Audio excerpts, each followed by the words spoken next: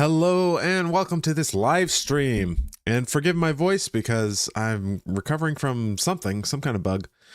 And so my voice is a little bit hoarse. But today we're going to be talking about Black Friday deals for authors specifically. I have a couple of these. There are people out there that will just like inundate you with all the different deals out there. I am very selective with my deals. I only pick things that I have either personally used in the past or for whatever reason really strongly recommend for authors. And then after we go through all of those things, we're going to have a live Q&A. So if you're just interested in the Black Friday deals, you can just watch the first 5 to 10 minutes of this video and then move on. But if you want to stick around for a Q&A and get some interesting questions answered, or, you know, just listen in, you're welcome to do that too. Hopefully my voice will survive through the whole thing. All right. So, first of all, hang on, let me just get myself all situated here. So I can see the chat and everything. Okay. So let's talk about Black Friday deals. There's a couple of things that I want to cover. And like I said, I tend to be very picky with the stuff I promote on this channel for a couple of reasons. The biggest reason why I'm picky about stuff is because I think authors often put too much faith and worry into the tools that they use in a way that holds them back from actually getting stuff done. And so there are tons of tools out there for authors. All of them look flashy and cool and interesting. There are only a few that I actually think are important. And then of those, there's only a few that actually have Black Friday deals going on this year. So let's go through and talk about some of them. The first and biggest one, I'll share my screen here, is Autocrit. So if you've heard me talk about Autocrit over the last couple of months, you'll know I'm a big fan, especially with some of the newest changes that they've made with AI incorporated into their platform for the editing process. I believe it's the best editing platform for long form books. You might ask me about ProWritingAid. I'll give you my thoughts on ProWritingAid later. In fact, I should probably. I do have an affiliate code for ProWritingAid. This video, this live stream, by the way, is not sponsored by anybody, but all of the links you'll see down below, or at least most of them, are affiliate links. So I do get a little bit of a kickback, but that all just goes to my daughter's diaper fund, and none of that costs you anything extra. All right, so the lifetime access for Autocrit is actually the same deal that they've generously allowed me to share with people throughout the year, and that is you essentially get the lifetime membership for $400. They do not normally offer a lifetime membership at all. It's usually either $30 a month, or you can get an annual, which is like 50% if you do the annual option. Very rarely do they offer a lifetime access, and they're doing that right now, and it's $400 for lifetime access. Well, $399 to be accurate. So that's this one. So you can come here and get the lifetime access. The reason this is important, and I'm bringing this up now, is because you see this countdown here. You know, sometimes marketers will put like a fake countdown on these days to kind of like encourage people to buy. This one is not actually fake. The lifetime price will be going up in 3 days, 13 hours, 54 minutes, and 12 seconds to $500. So that's basically after Cyber Monday, it'll be going up to $500 instead of $400. And I believe if you come here, so you can pay $400 all at once. Or if you can't really afford that all at once, you can split it into 4 payments, and I don't believe it's any extra if you do that. But this is my favorite editing program for authors. Now, there is another major editing program you probably have heard about in this space, kind of a competitor to ProWritingAid, although slightly different, and that's ProWritingAid. And hang on, I need to find my link to ProWritingAid and put it down below because I did not do that ahead of time. I was not thinking about it. So give me a sec. I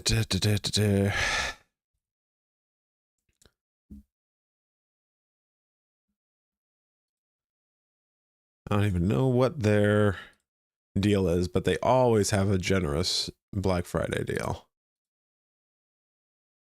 All right.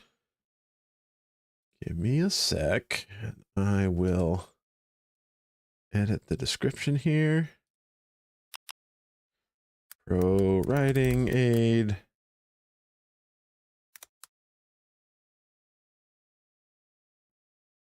All right. So ProWritingAid's page looks like this. So they're doing 50% off. I assume that might not be okay. So it is of the lifetime. So their lifetime is $350 for the Premium Pro.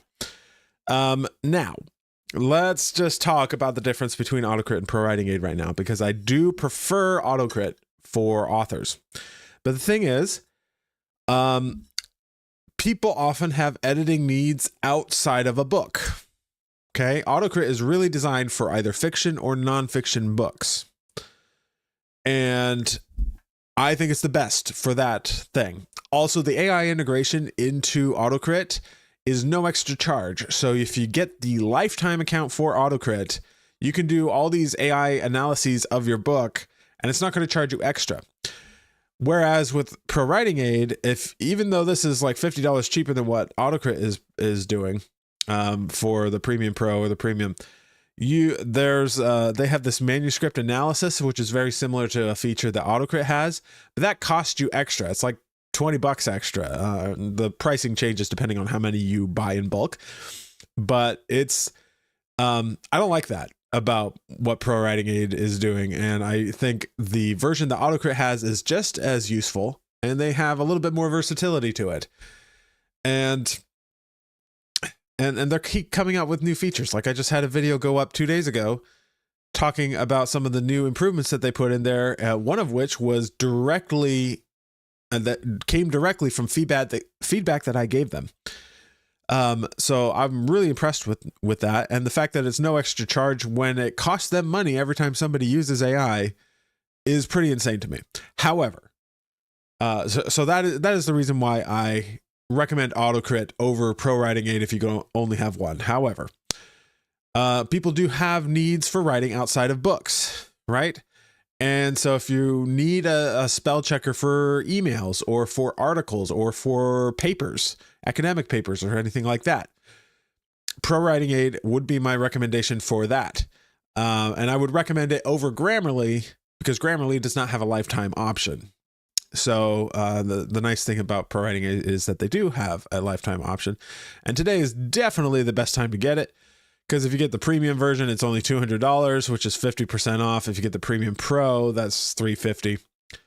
And there are some AI features that you get with that, but also the full manuscript analysis is something that they don't do as part of this. So that's something you're still going to have to pay extra for, whereas you get something similar in Autocrit for no extra charge. So that's worth it to me to get Autocrit for long form books. But for all other use cases, ProWritingAid is useful to have, especially with their plugin that, you can plug into Chrome or something and use it anywhere. So it's still useful. Those are just my thoughts. All right, back up. Okay, so all right, so we covered Autocrit. The next thing I want to cover is coming from the folks at Autocrit, who made me aware of this thing that they're doing. I actually think this is pretty cool. So every year, Autocrit, their people do a really deep dive on genre trends and industry insights for that year. So what's hot? What's selling right now? And they identify the top things that are selling. And then throughout the year, they will do some really deep dives, some deep classes, and bring in experts and authors who are successful in those specific genres and have them give you classes on how that all works. Those classes each cost something. They're like, you're like buying a course essentially on how to write in those specific genres that are hot that year. But if you just want to know what the hot genres are, for the first time, they are doing this 60-minute training here that essentially is going to tell you what the genre trends are. So they're going to do that. They will probably upsell you on something on like if you want to take the classes on how to write in those genres, they will probably upsell you on something like that, which, you know, they got to make money somehow. But the fact that they're making this training free when it used to not be free is pretty cool.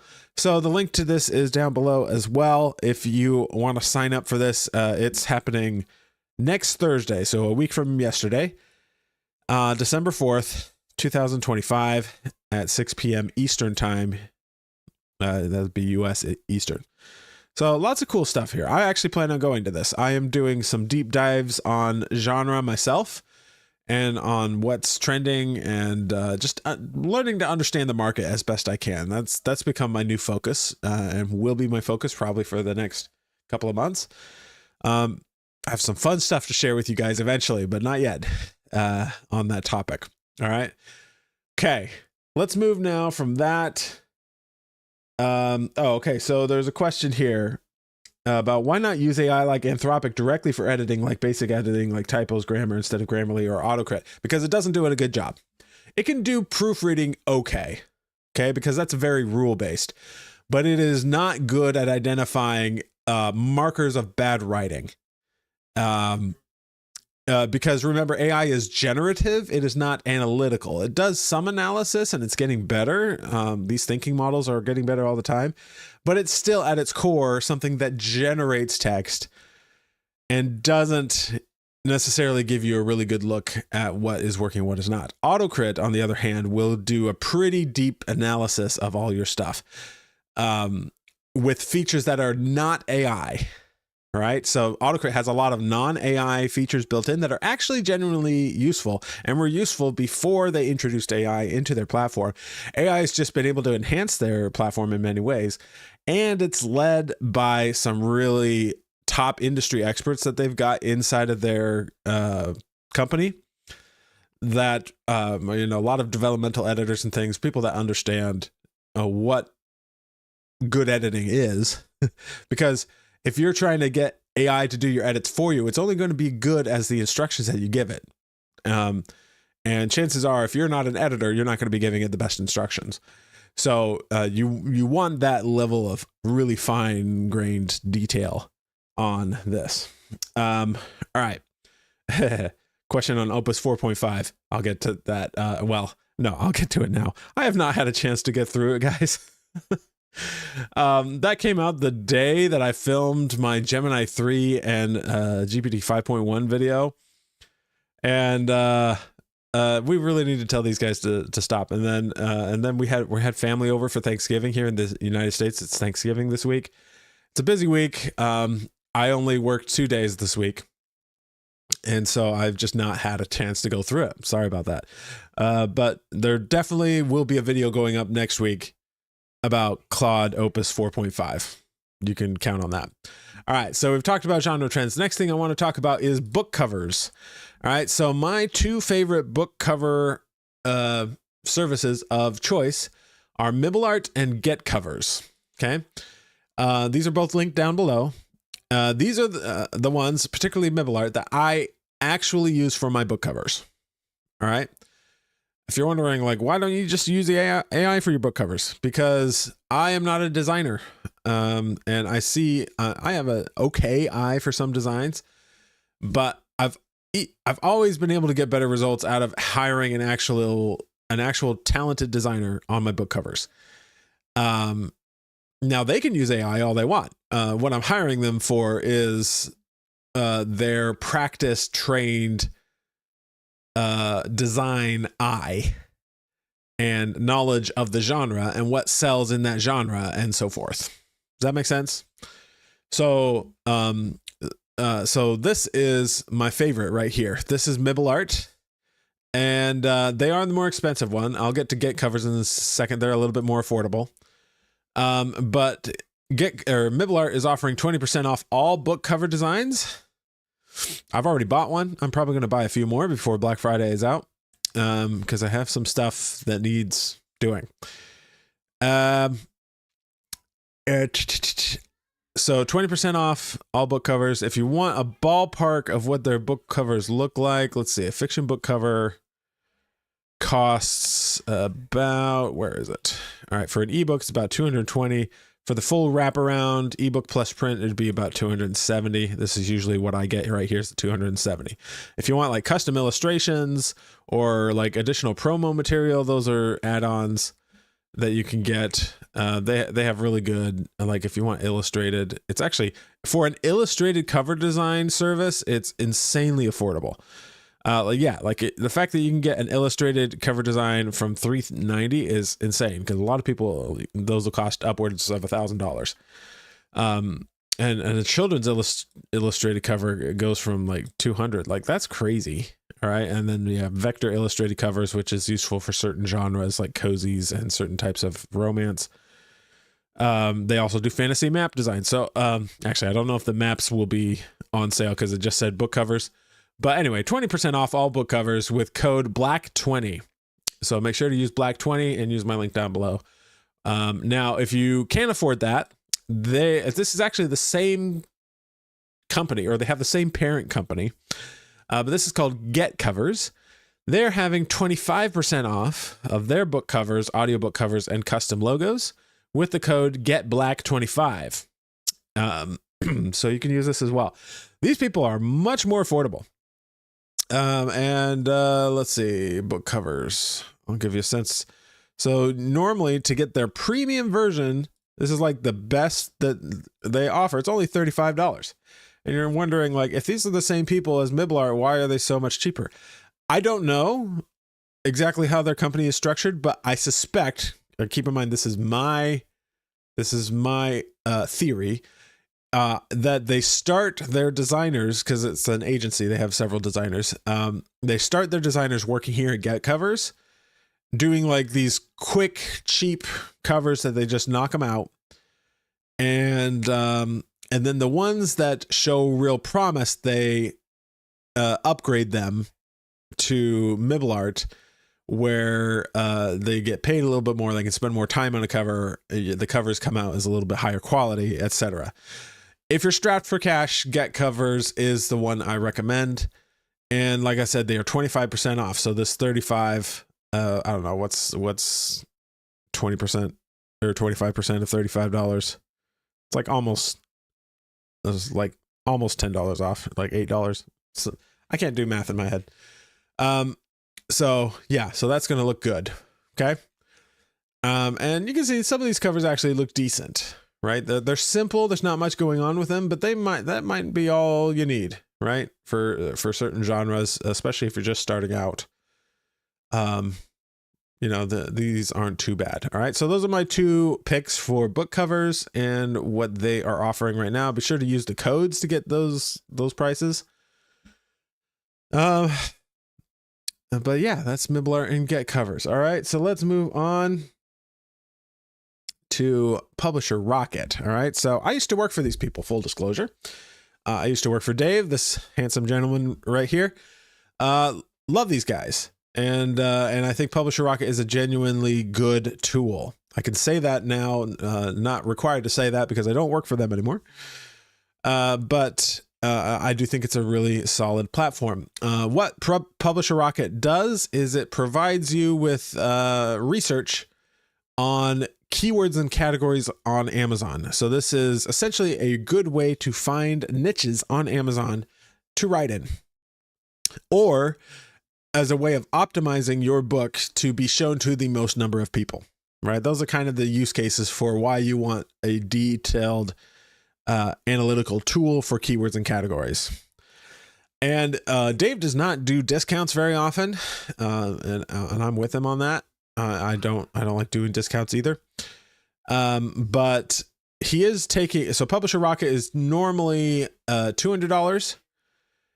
and they're throwing in a course that is normally $50. So normally this would, if you got the two together, it would cost you $249, and they're throwing the course in for free and taking $30 off of Publisher Rocket. So it's now $169 for the whole package.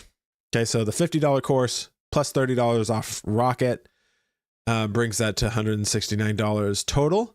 And again, my link for this is down below.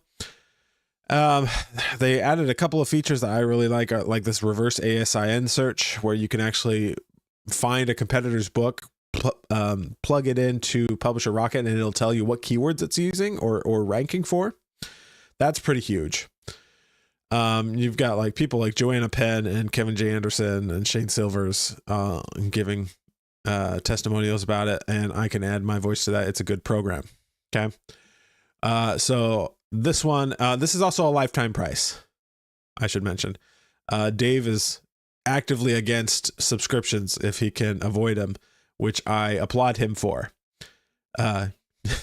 Cannot do that myself, but regardless, this is a recommendation. So that's a lifetime price. You get all future updates when you opt into this. All right. Okay. Question, is ProWritingAid still worth it? So I just covered that. I don't know if you just came in, but if I can only have one between Autocrit and ProWritingAid, I would choose Autocrit, but Autocrit is specifically designed for books, fiction and nonfiction. If you have editing needs outside of books, like academic papers or articles or emails, then I recommend picking up ProWritingAid as well. I have both myself, and I use both, but I mostly use Autocrit for the actual analysis of my books, and I use ProWritingAid for everything else. Okay, that's my options there. All right, for publishing, I know you prefer Atticus, but if you were to choose from Vellum or Kindle Create, which would you choose, and does Vellum make a difference? Kindle Create is a piece of trash. Okay. Sorry to put it so harshly like that. Amazon has not updated it in years.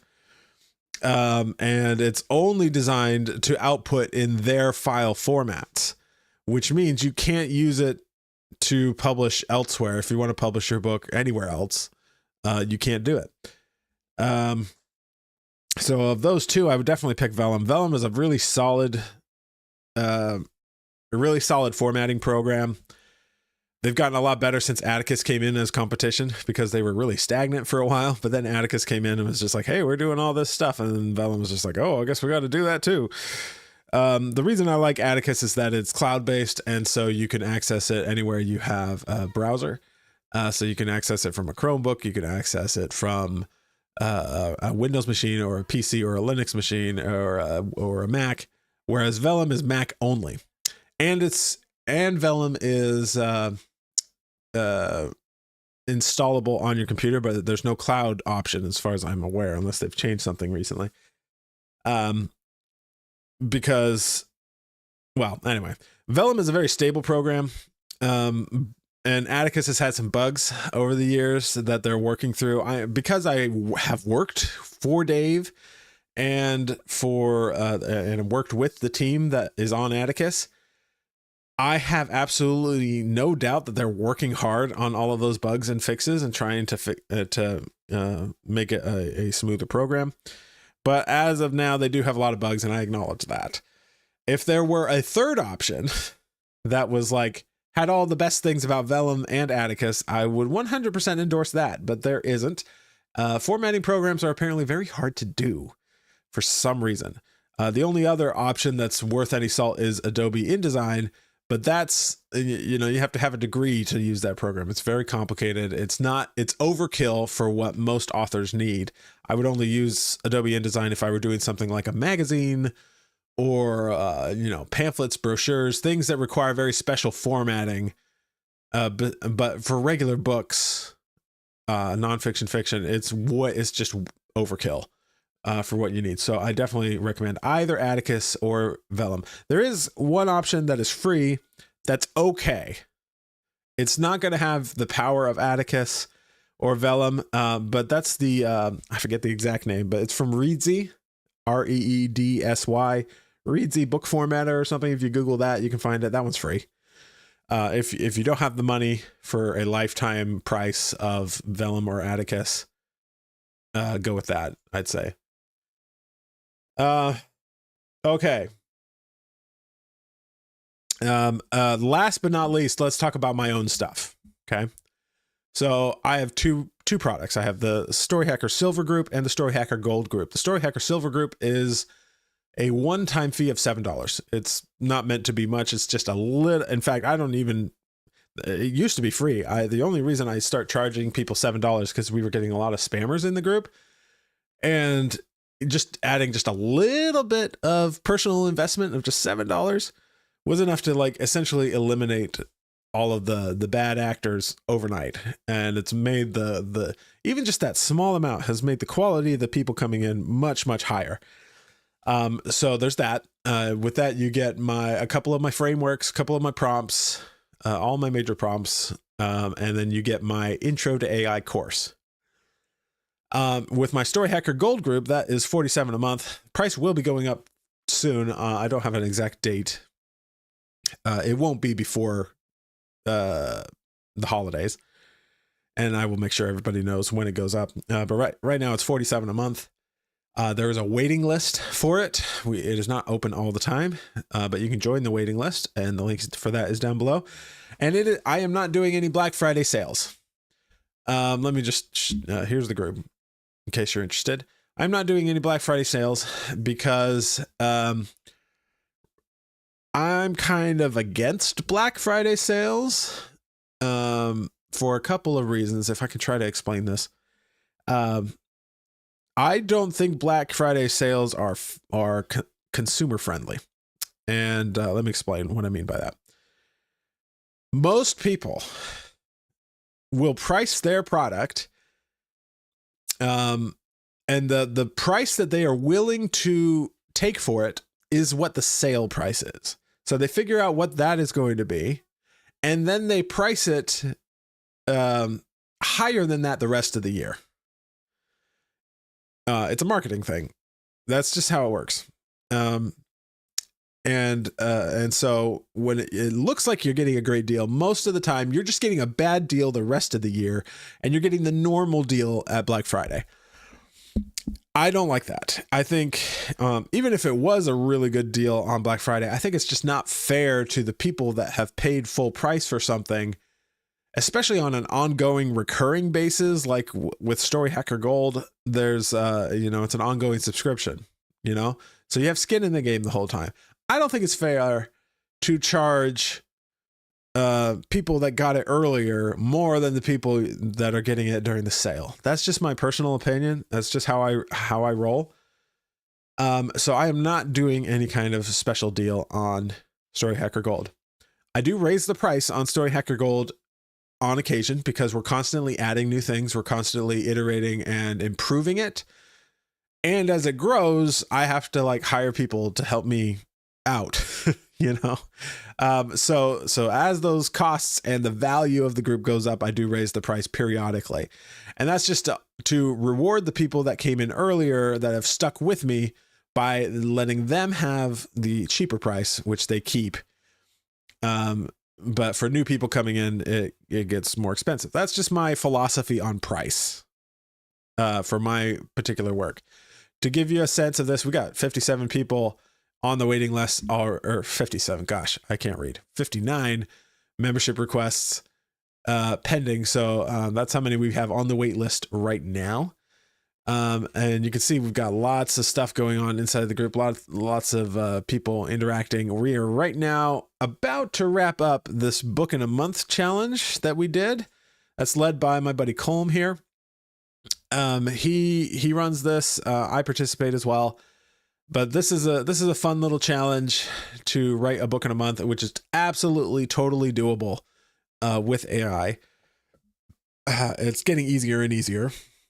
And in fact, my little spiel here is that the StoryHacker Gold Group will help you learn to write 12 plus books a year using AI without compromising your creativity or ethics.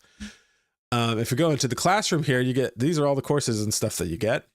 I'm redoing a lot of this, but this is up to date. This AI writing 1.1. This is the one you also get in the silver group, the one-time $7 fee. And then this is a 5-phase path to publishing and marketing your books. I will be redoing that soon as well. This is important. This is all of the AI automations. This has just been I'm calling it a temporary course because this is just kind of where we've been dumping everything related to automations as I develop a more professional structured course on AI automations, which is the big thing right now. If you want anything to do with AI, that's where you get it. And all my automations, I've shown off some of them on this channel. There will be a lot more that I'm going to be showing off soon. You can get all of those automations here. Then we have a Writers of the Future Challenge, which is going to be kicking off soon. Colm has his own short story lab that he does. We have a class by my buddy Oscar on AI art and how to use that effectively, because that's not my biggest area of expertise, and he is an actual graphic designer by trade, and so he comes in and does those stories. We have regular Zoom meetings with me every week for the most part. We have a developmental editor who comes in and does classes and does critiques of people's work live. We just had a really great series of classes with Ella Bernard about branding your books, which is often where a lot of authors struggle. And there's a couple of other older things here, some guest lecturers. And then if you join the group and you level up a couple of times, so there's this leveling system inside of school. It's fantastic the way it works. I have these 2 secret bonuses here that you can check out after you've leveled up a couple of times, where you can actually see me at 14 for this one, making a little Star Wars fan film, proving that I've been interested in storytelling for a long time. And then this one, which you get at the next level up, is a Star Wars fan film that I made. It's a sequel to this first one that I made at 17. Okay, so those are 2 little bonuses that you can only get if you join the group and interact a little bit to level up, which you can kind of see here. This is the leaderboard here. You get points by commenting and posting and liking people's stuff and all of that. Here are the leaderboards. You can see a lot of these people have insane amounts of interaction and stuff. So yeah, it's great. It's a great place to interact, and you just need to level up a couple of times. It doesn't take that long, and you can get those really fun bonuses. All right. Okay. Let's go. So yeah, so that is pretty much it on the topic of Black Friday. So all of the links are down below. Just to recap for everybody, there's an Autocrit lifetime account that I recommend for $400. That goes up after Cyber Monday to $500. So if you want Autocrit, now's the time to get it. There is also a limited genre trends webinar thing that's happening next week that is normally paid but is now free that you can sign up for. Link for that is down below. There's the 2 book covers services that I recommend. Get Covers if you need something on a budget. That has 25% off, and Mibble Art, which is a little bit more professional. It's what I personally use, which is 20% off. And then there's Publisher Rocket, which is $30 off, plus an additional course that normally costs $50. It's thrown in free. And ProWritingAid is 50% off. But again, like I said, ProWritingAid, I really only recommend if you have editing needs outside of long form books. All right. I think that about sums it up. And then of course there's no deals on my stuff because I don't really believe in that for myself. All right. So now I'm going to go through and we're going to answer some questions. You can stop now if all you cared about was Black Friday stuff. But we're going to go ahead and just do a regular Q&A type stuff for the rest of the time. So if you have questions, be sure to leave them down in the chat and I will get to them. All right. So let's see. I'm looking at writing short stories of sorts, almost magazine variety, like around 10 to 15K words. Is that what you mean for ProWritingAid? Yeah, you could use ProWritingAid for that. It would be fine. Autocrit can do short stories. I should point that out. When I say using ProWritingAid for things other than books, or what I'm really referring to is like emails, articles, academic papers, that technical writing, stuff like that, things other than fiction, essentially, or books.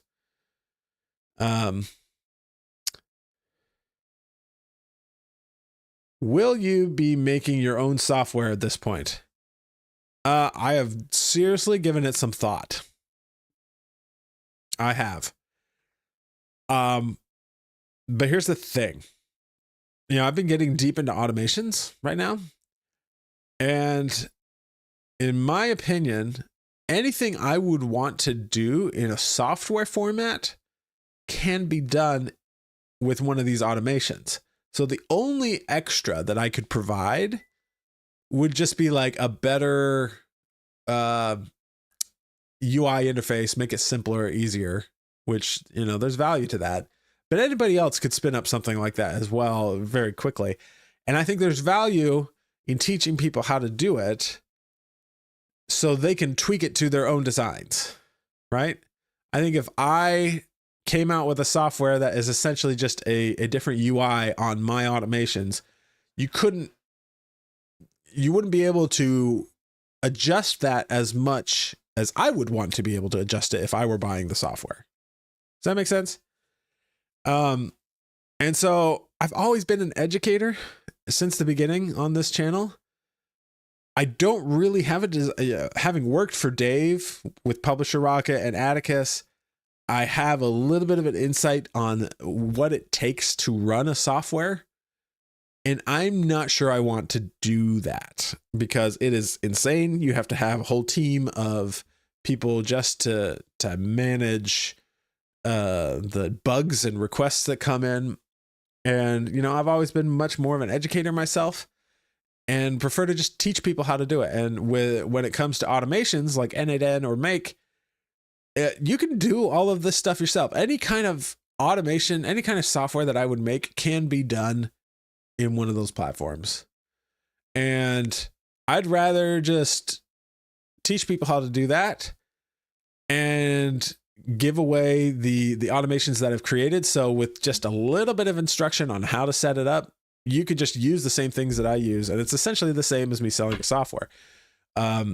So that's why I keep those automations, or at least, giving you the automations. I'll still teach people how to do it, but giving you those automations is something I reserve for the StoryHacker Gold group, because some of those automations are insane and potentially dangerous in the wrong hands. So anyway, so long story short, I don't think I'm planning any software right now.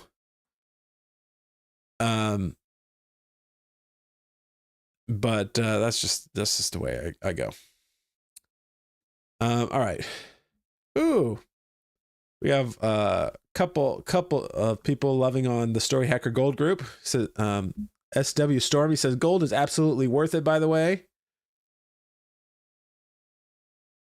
Original Zoomster says Oscar is great, referring to Oscar who does our AI art stuff. And Debbie says he is as well. Hello, Debbie. I feel like Debbie is often on these live streams.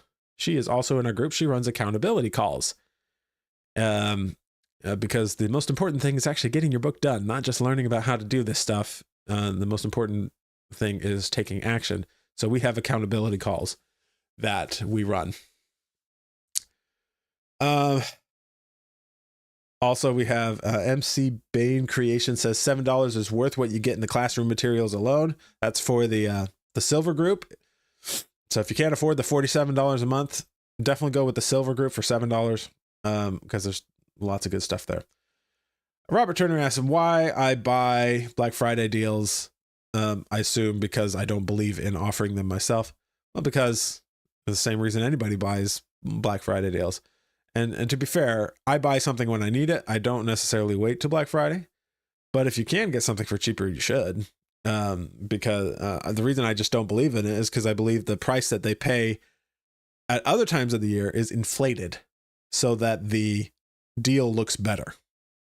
But the deal is what they're actually willing to let you have it for. All right. All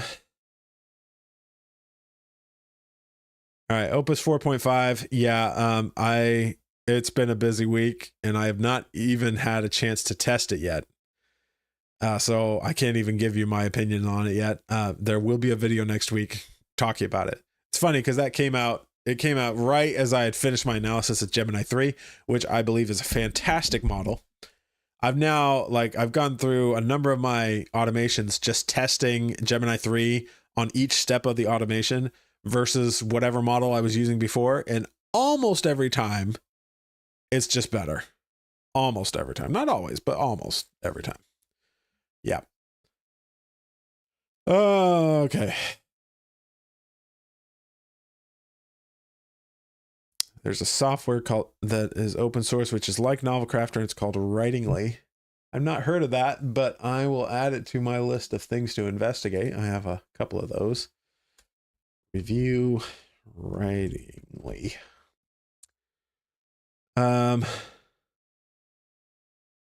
Oh yeah. So, what about your other channel? Any news? So yeah, for those who don't know, I started several channels,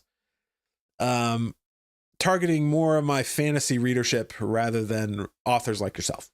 And one of them didn't do so well, so I stopped doing that. And the other one is still doing really well. I'm making probably about 2,000 views, I'm getting approximately 2,000 views a day on it, which is still pretty good. That's maybe like a third of what Nerdy Novelists gets. So that's actually pretty impressive. And it got monetized in like 3 weeks, which is insane. That's actually faster than Nerdy Novelist got monetized when I first launched this channel, which is cool. Right now, what I'm dealing with is that I'm spending a lot of time on YouTube, whether that's Nerdy Novelist or this other channel. And right now, I'm trying to figure out if it's worth continuing just from the workload. Because right now I'm directing people to my free fiction school group, which is free, and you get like 4 of my fiction books when you sign up. Or like I'm not sure how effective it is at that yet. I've gotten a lot more people in. I have like 100 people in that group now. But I would have hoped for more, I think, than 100, given that I'm getting like 2,000 views a day on that channel. Now, I do really like making that channel, so there's that to consider as well. I do like it, but I have the fortunate problem. This is a good problem to have, that there are so many things I want to do and not enough time to do them all. And so right now I'm trying to do analysis on what is working the best and what brings me the most joy, and focusing more on that. In the near future, I think I might be focusing more on being a publisher. I have a lot of books that were written by me or AI or ghostwriters. I have like a bunch that I just have not published yet because I just haven't gotten around to it. And I think in the near future, I am attempting to really go deep on the publishing process and going back to basics, starting with like genre and niche research and email and ads, and really trying to make an Amazon business work, a primarily Amazon centered business, and making that work. And so sorting through all of the different marketing tactics and finding the ones that are working best for me is something I'm working on. Also, I could put a lot of that effort into just writing more books. So like, would it be better for me to spend more time doing a YouTube channel that markets the books, or to put some of that time into just making more books? Because books can market each other to a certain extent. I don't know. That's all stuff I'm figuring out right now. There's going to be a lot of trial and error. I am currently in a top coaching program by some of you may have heard of Brian Cohen. I'm in his like top high ticket coaching program. Hopefully I'll gain some insights from rubbing shoulders with some of those people. There's like a mastermind involved. It's great. I'm really trying to go back to basics and figure out what sells books and how can I write books that sell. I've done a good job on this channel of teaching people how to write books with AI, I think. But I think the next step is to really analyze, like, what actually do people, what do readers want? And then work on delivering more of that. Okay. So that was just my thoughts there. I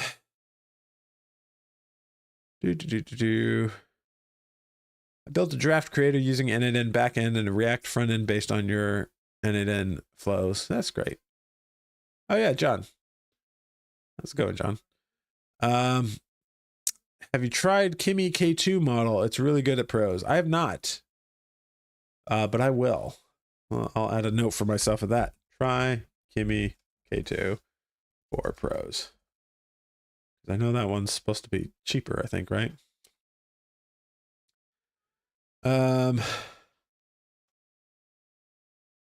With all these automations, do you still send manuscripts to actual editors, or do you edit them all using AI? I do some editing with AI. But yes, I do work with I go on Upwork to find editors that are reasonably affordable, specifically line editors. And I think a type of job, if any of you guys want to find a freelance position that I think is going to blow up, if it hasn't already, it's people who, it's like a blend of line editing plus AI humanization. So I'm not just talking about humanizing AI to fool any AI detectors out there, because those AI detectors are garbage anyway. But I find that it's useful to have somebody go through it, because there are certain things that AI does frequently that's kind of red flags and not necessarily good writing. And just having a human go through that and clean it up is often very helpful. I do it myself. I do one pass, but then, you know, sometimes my eyes glaze over the whole thing and I miss stuff. So I like having a second pair of eyes that are not mine to go through it. And so I hire line editors who are okay with the fact that I have used AI in the process. And then they go in and do a mix of line editing plus AI humanization. But this is like real humanization. So a lot of the humanizers out there just kind of mix words around in a way that's supposed to fool the detectors, but they don't necessarily make the prose better. That's my goal, is to just make it better. So that is the main reason that I use an editor these days. It's from a line editing perspective. Proofreading, I trust AI to do that pretty well. I use a tool called EditGPT for most of that. A lot of that's not even necessary unless you've done a lot of human writing or human editing, in which case you need to go back through that and make sure that you do your proofreadings. Developmental editing, I do not hire anymore at this stage. I might in the future, but I would do it at the outlining stage to kind of check over my outline and the structure before I write the book to make sure that everything's okay. But I have a pretty solid faith in my plotting abilities at this point that I don't worry too much about getting a developmental editor. But if you're like if you're a pantser where you don't outline ahead of time, or you're a newer author, a developmental editor can absolutely be a useful person to hire. But again, a good way to get over that, or to make it more affordable, is to hire them at the outline stage, so that they're not, because sometimes you'll give them your book and they'll be like, you need to rewrite like a third of this thing. And you're just like, what? And I hate that. So I'd rather fix the problems before I've written the book and then figure it out later. All right. So let's go through a few more. Original Zumster says, I just published a novella. Awesome. Gemini is great for critique and very honest. Yeah, I agree.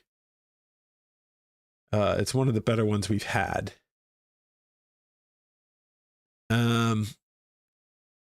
Let's see. Oh, we got a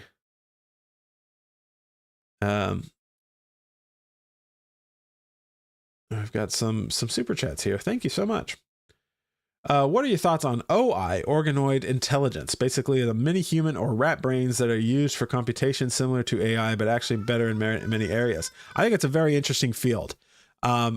It's not at a point where I think it has any practical uses in for us yet. I think there's definitely some promise there. There are probably some ethical considerations there, which I am not informed enough on the topic to have opinions on that. But it's definitely something I will be keeping track of in the future.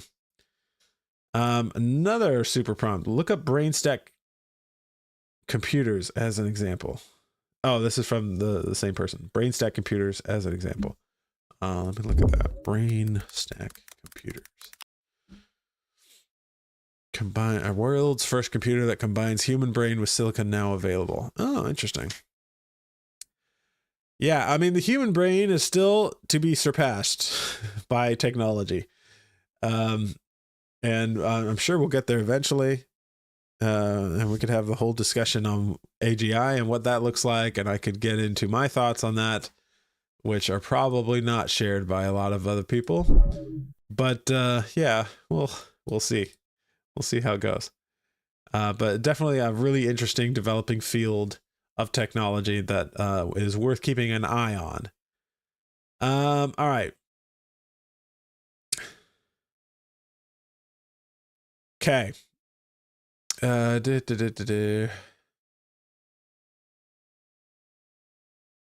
Hold on. I just lost my place in the chat. Okay, here we go. MC Bain Creation says, I tested Opus 4.5 against Gemini 3 Pro for a short story prompt. Opus 4.5 blew it away. Well, that's promising. And 4.5 is 3 times cheaper than 4.1 was. Although it's still more than twice as much as Gemini 3 is.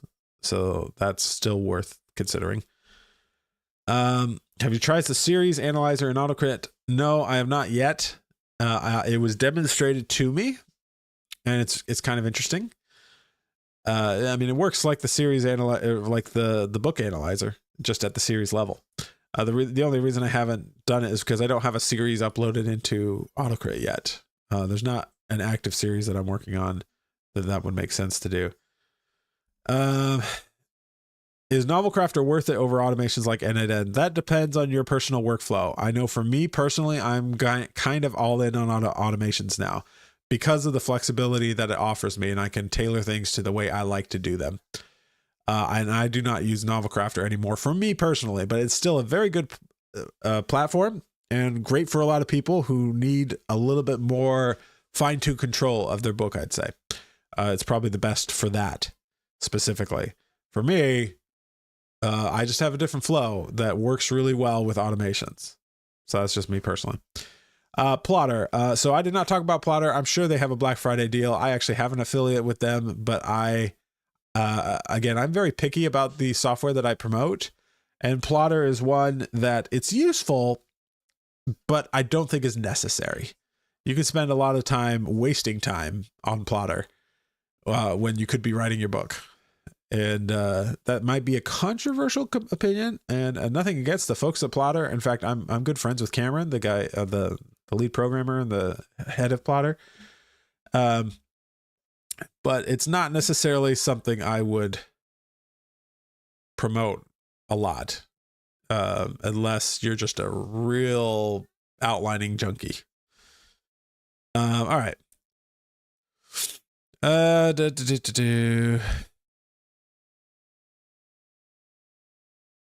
Someone says that must be expensive. I'm not sure what you're talking about.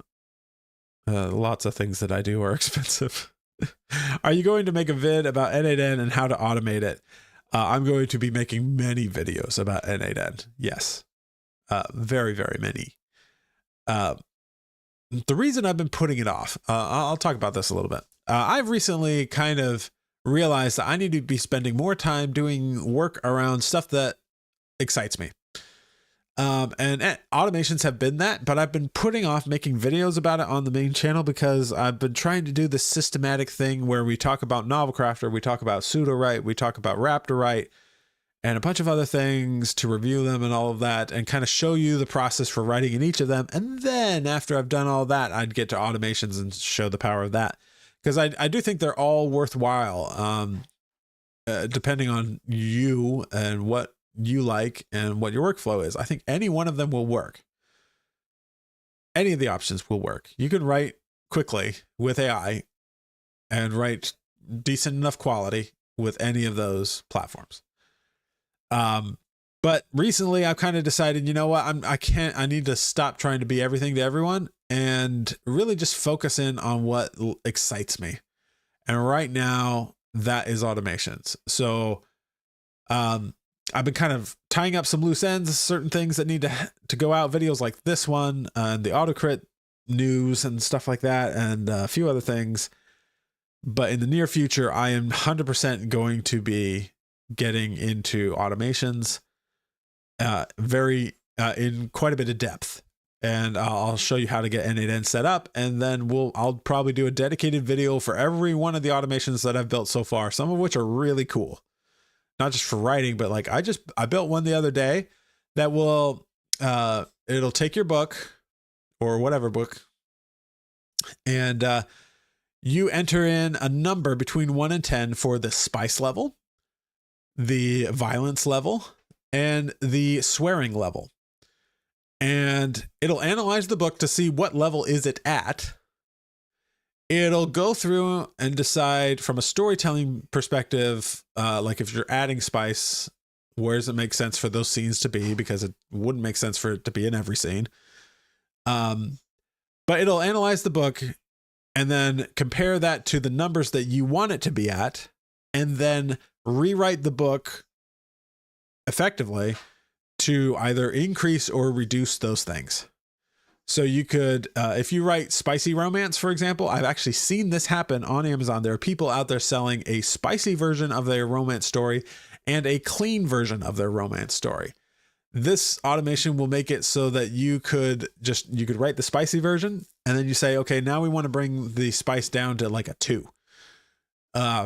And you just enter in the number in your book, and it'll go through and it'll fix everything. And it actually does a really decent job, and it's like naturally fits in, more or less.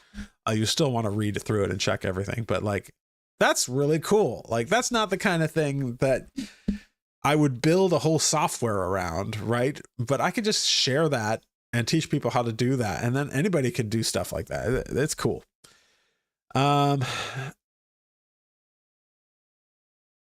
All right.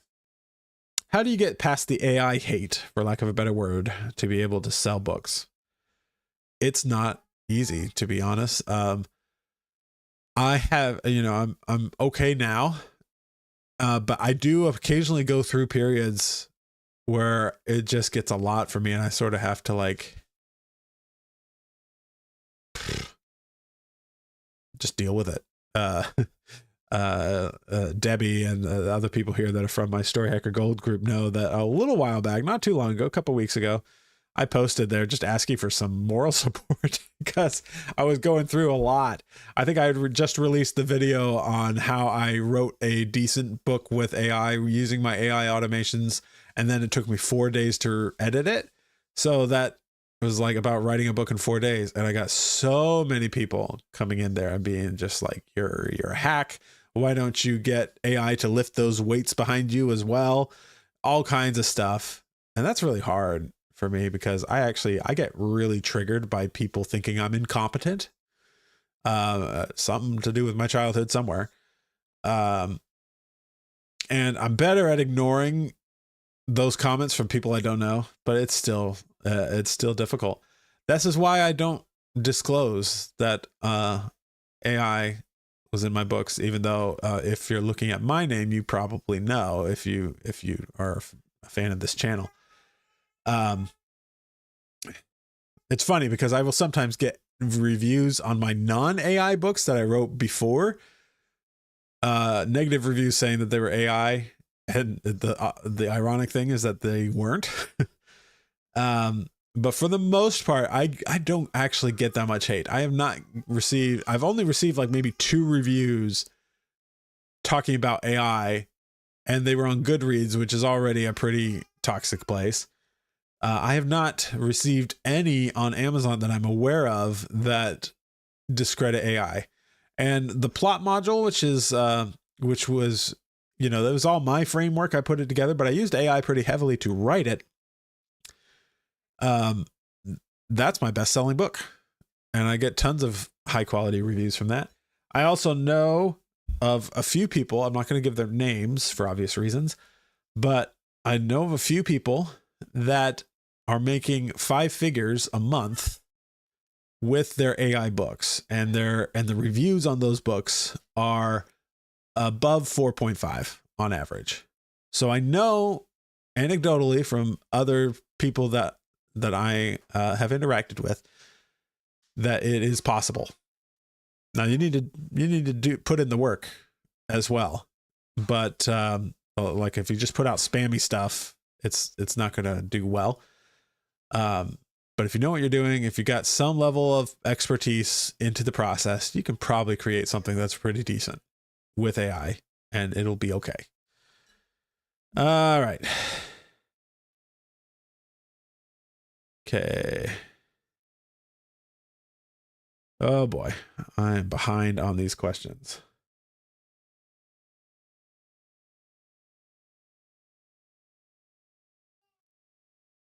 Does the lifetime purchase of Autocrit include the AI cost when I use the Autocrit AI functions? Yes, it does. That's one of the reasons why I'm just like, I don't know how they afford this. And I totally see why they're raising the price after Black Friday, is because it is no extra cost to run the AI through their platform. You pay the lifetime price and that's it. It's pretty cool.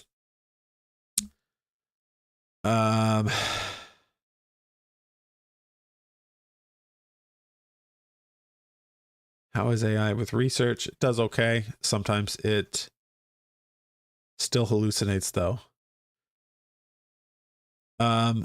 Another super chat here from Jude. By the way, do you think AI will replace a bad writer? Yeah. Like if AI can write better than you, then you're going to have to worry about that. But the good thing is you can become a better writer. Because we all have a growth mindset here, right? We believe that you are not just stuck at good or bad. You can improve. And I believe you can improve faster with AI. So if you're serious about being a storyteller for a living, spend some time learning, spend some time working with AI, getting feedback from AI and humans, doing whatever you can. Like I consider AI a tool among many to help with the storytelling process.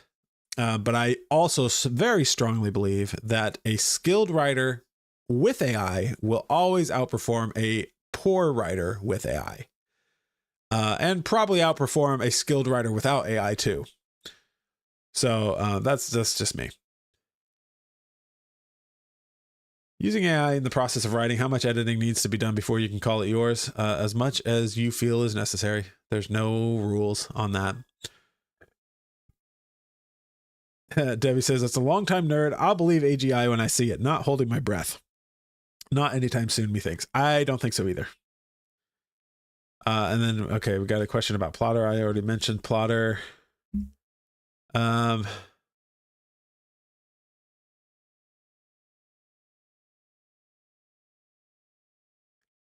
Okay, as someone trying to write and is an absolute novice in every single respect, should I even bother with Novelcrafter or any other apps? I am honestly not sure where to start. When it comes to AI, the place I would start is just a simple chatbot. That's a good place to start. You can even ask AI to teach you, to act as a coach. It's not the worst thing in the world. If you're really coming from absolute zero, it can help build you up a little bit. When it comes to learning storytelling, I would probably start by reading a couple of books. My plot module is a good place to start. If you're serious about doing something with it, I would join the StoryHacker Gold group, because that is our whole goal, is to turn you into a really good storyteller. Okay. All right. Thoughts on Scrivener? I don't use it anymore. I didn't even use it back in the day when I bought it. I found it was overcomplicated, and I needed something cloud-based, because at the time when I was first doing this, I would do some writing at home and some during my lunch break at work. So I would, I needed something like Google Docs essentially. So I just worked in Google Docs, and I found you don't need something super fancy. More automations, yes.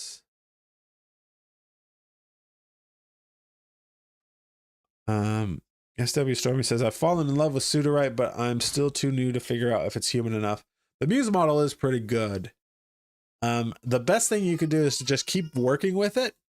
And as you do that, you will start to notice recurring mannerisms of how the model works. And you want to start working on getting rid of those. But ultimately, the best way to know if it's human enough is to do a lot of reading. If you want to make that even more active, spend some time writing out words from actual books written by people by hand.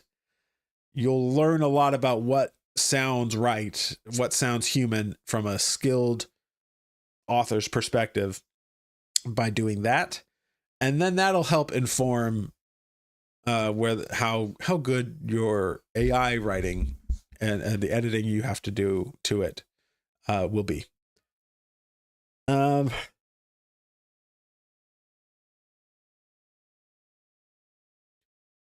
returner said, I think it's more about creating a new story. AI improves every day. AI is the new norm. I agree with that. Oh, this is a good question. What is the difference between hiring a ghostwriter or using AI? Also, anybody who uses Grammarly is using AI. Yeah, but most of the use cases with Grammarly is not generative AI. That's what people usually mean when they talk about AI. Grammarly does have some generative AI features now, but they're usually like small use cases. The difference between hiring a ghostwriter and using AI, I have a unique perspective on this because I've done quite a bit of both. And I could say, let's think of this as a spectrum. On one end, you have writing by yourself the traditional way with no AI at all, or no co-writers, no ghostwriters. On the other end of the spectrum, you have ghostwriter doing 95% of the work.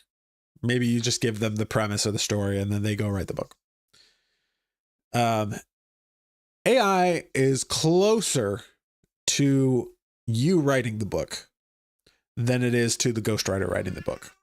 The reason I say this is because AI requires micromanagement the whole way, especially if you want a decent book. A reasonably skilled ghostwriter will not. They can, it depends on the ghostwriter you get. There's obviously that caveat.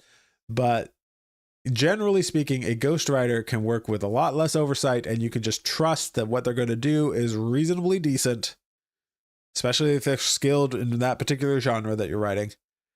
And you can just let them do the work. And, the most feedback that I've had to give a ghostwriter is just like continuity stuff on just like, yeah, that character wouldn't do this, or actually this event happened in their past. And you have them doing this instead, stuff like that. I don't usually give a whole lot of feedback on like the prose level and everything like that. And so ghostwriters are a lot hands off. AI is not. And I found that, when you're writing the traditional way, you can sometimes get into that flow state. I find I can also get into that flow state when working with AI, that same like creative state. And that's because I'm much more involved in the creation of it. Much more involved than I am with a ghostwriter, because of the sort of micromanagement needed. Now, it's still really fast to write a book with AI compared to writing without AI. But as far as the amount of time and attention I have to give the book, it's still a lot more than if I gave it to a ghostwriter. So the trade-off is time for money and all of that, which is, you're going to spend less time hiring a ghostwriter, more money hiring a ghostwriter, less money working with AI, but more time to make it your own. Even less money doing it yourself and a lot more time to do it yourself. Hopefully that makes sense. All right. All right.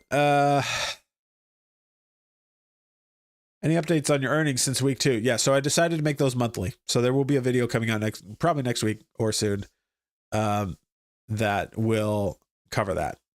And then we'll talk about earnings and stuff. There hasn't been much progression this month because I've pivoted a number of times. So yeah, I still have to work on that. All right.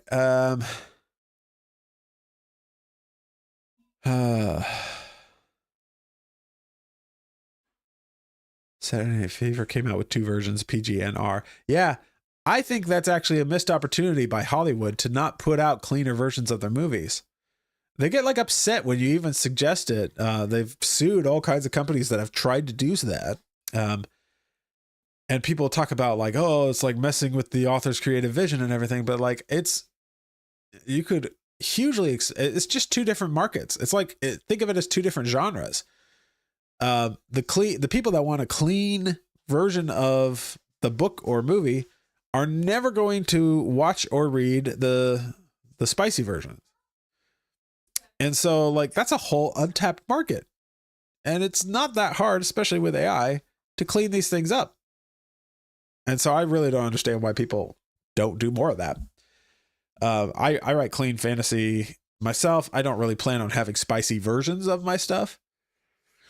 But if I did, I would absolutely have both, because you can absolutely do both and just market it to 2 different markets. Probably put a different pen name, and there you go. All right. Mild or spicy, whatever you want. So I have it set so that you enter in a number between 1 and 10, and I have a rubric of what that means. So a 1 is like no spice whatsoever. And then like a 2 or a 3 might be like there's a closed mouth kiss or something. All the way up to 10, which is, you can imagine what a 10 is. Okay. And the same with the violence and gore level, and the same with the swearing level. A 1 for swearing is like no swearing whatsoever. A 2 to 3 might be like made up swear words, or, you know, gosh darn, that kind of stuff. All the way up to a 10 where they're swearing like a sailor with the F word every other word practically. So that's how I do it. All right. Robert Turner says AI will win, soon no one will care. I agree. Particularly as the younger generations get older, the ones that just grow up with this technology, don't remember what it was like without it. They're probably going to be like, wait, you did that yourself? All right. Okay. What's this? What's the secret sauce?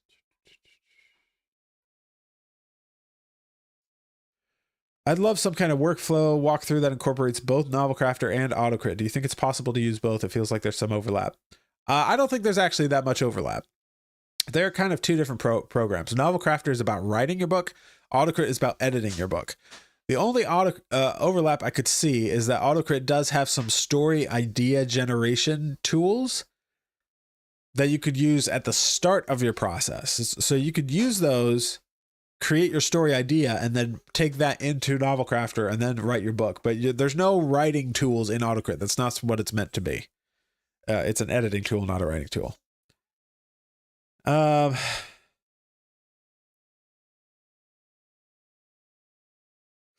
50% of authors use AI in some way, according to latest figures. That's true.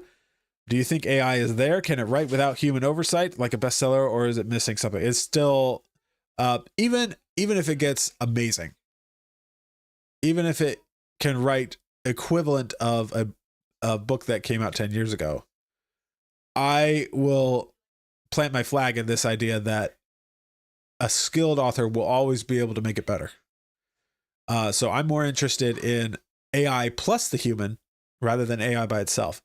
Because once AI is writing high quality books by itself with little to no human oversight, then it becomes a commodity, and there's no, like, it's not going to make a lot of people money, because then everybody can do it. Even readers could just come up with their own books so that authors don't necessarily have to do it anymore, right? If it's that good. So I think, I think it's important for authors to focus on learning how to be good storytellers and interacting as partners with the AI, because I believe very strongly that if you do that, you're essentially augmenting a human and not replacing a human. So that's important to me. And even if the AI gets incredibly good, I think AI plus a human is always going to be better. Always. That's my hot take. That's the hill I will die on. So, all right. Okay. Good question here. When you were starting your writing journey, did you focus on getting one book started and completed, or did you have a couple of projects going at once? I did admittedly have a couple of projects going at once. But if I were to do it over again, I would stick to one project. And I would probably do more research on genre before I started, to give just that's probably, from what I've learned recently and started to go into this stuff, that is probably the single most important thing to get right when you're starting out. If you want to make money early, is understanding the genre back to front, really knowing it. And, not just the genre, but specific tropes within the genre. You can think of certain tropes as like a sub genre. And then you write a series that is all about that sub genre. And you make sure the covers are all similar to other books in that sub genre. You do that, your chances of making money out of the gate skyrocket. And I'm going to probably be putting together some pen names to prove that. But that's a topic for another time. All right. Another super chat. Thank you so much, Jude. Quick question. If I use AI to outline the story, take that outline the AI wrote for me and do the complete opposite of it, does that still count as using AI for my books? I mean, if you do the complete opposite of it, then that means you didn't use the AI outline, right? So I'd say that doesn't count as using AI for your books. But if you use some of that outline, then that would count as using AI. But I would count that as AI assisted, not AI generated. In which case you don't have to disclose it anywhere, right? Christiana says, I have written 2 books with AI now that I'm just at the point where I need to humanize or edit it. Awesome. Congratulations. That's a good place to be at.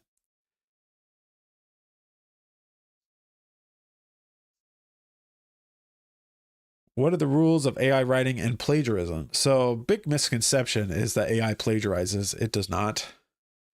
It is nearly impossible for AI to directly rip off some other book in a significant way, more than maybe like a phrase or two here or there, which would not count as plagiarism. People call AI plagiarism, but it's really not. The haters will say it's plagiarism. But my response to that is like, what if somebody uses AI to write a memoir of a story of themselves that happened in their lives, and they used AI to write it? Is that plagiarism? And most people would say, well, no, because that's their story. It's their life. It's obviously not using somebody else's memoir to write their book, you know? Because the way AI works is it understands the mathematics of sentence and paragraph structure, and then it takes the instructions it's given and uses those mathematics of sentence structure and paragraph structure to create the chapter. So we have people in the StoryHacker Gold group that have written memoirs for themselves of their life, and they're using AI to do it. As far as I'm concerned, that is as much your story as it could ever be without you're writing it without AI. So, and as far as rules of AI writing and plagiarism, there aren't really any rules. If you're uploading your book to Amazon, there are some disclosure questions that you need to answer, none of which are a problem. You can absolutely answer honestly. It's not going to affect you. Amazon is very pro AI. They just want to know what you're using. And I think they care more about the reader experience than about whether your book was written with AI. And they don't disclose it to readers either. Although they might be hedging their bets in case some legislation comes down the road requiring disclosure. They would be able to disclose in that case if they did that, but they're not doing that right now. All right.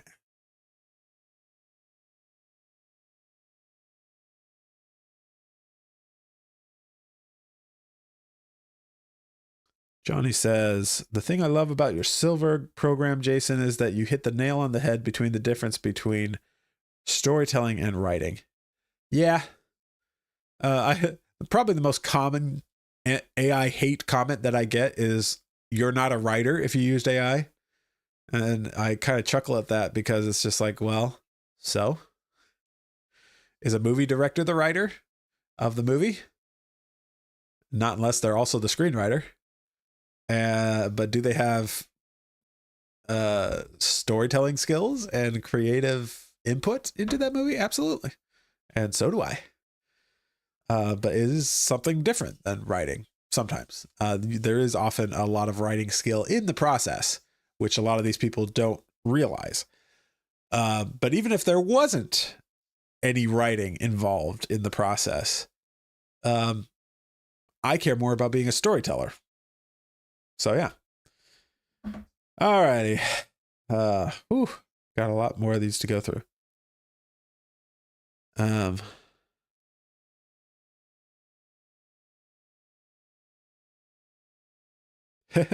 Debbie says, me and my sister, she has a low tolerance for anything spicy, and I'd be bored to death by the stuff she likes.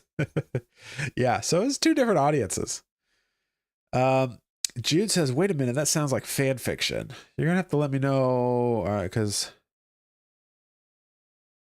I'm not sure what you're referring to.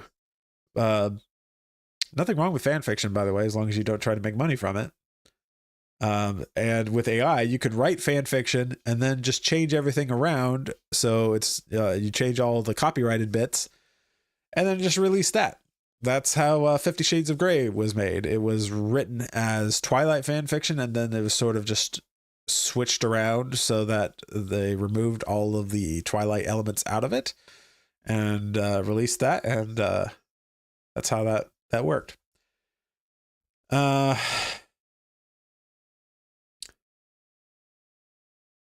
Okay.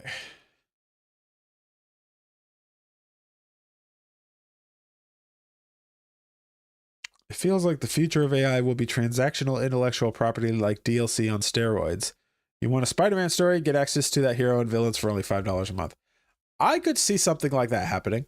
I saw an article the other day about readers and the way readers were using AI, and a lot of them were using it to write fan fiction or to write like spicy scenes between characters that in a book that was never spicy, you know. I think having some kind of tool where you could interact, where a reader could interact with your characters, could be really interesting. If I were to create a software, it would probably be more along those lines, not something for authors, but something for readers to interact with the authors and have their own their own custom stuff. I don't think that's going to replace books any more than the comic book, the television, the film, video games, and the internet didn't kill books. But I think it will be another way in which storytelling happens in the future. Do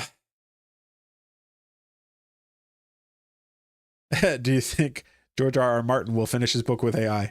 I mean, I doubt he actually would, but maybe if he was like 30 years younger and less established as an author, he would probably consider it. K-Lytics reports are good for getting to know what's selling in a genre. I recently opted into their platform and I've been doing a lot of research there.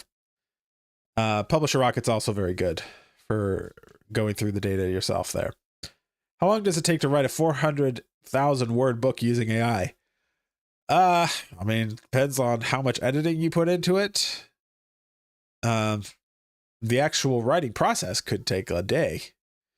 But whether that's going to be good is another story. And you would have to, like, 400,000 words, that's a big book. That would probably take a good month or two for me to to make sure it's good and high quality. And I honestly wouldn't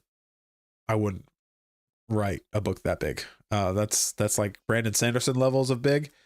And most readers do not like books that big.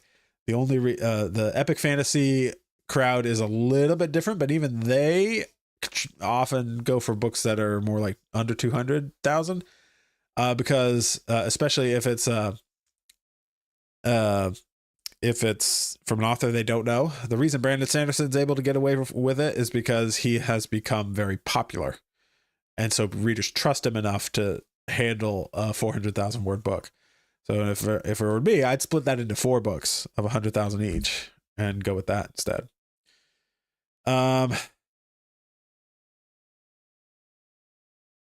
What happened to the quote, "Good artists borrow while great artists steal"? That artist and writer said before AI. Yeah. That quote has not aged well in the age of AI. Because now you can be like, well, it looks like AI is just a great artist. People used to take pride in that fact that if you're an author or an artist, you are stealing from your styles from all kinds of people. And when AI is trained in the same way, albeit over a period of days rather than your whole life, people somehow think that is plagiarism.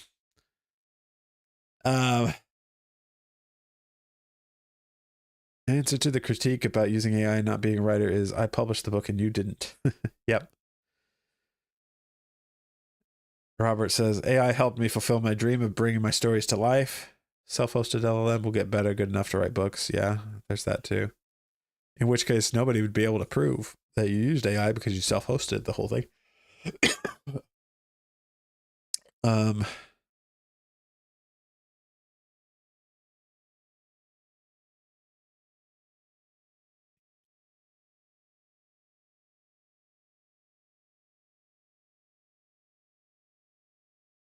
We got a question here. It says, I can't seem to succeed in using Publisher Rocket. Well, I really don't see how it's good like people say.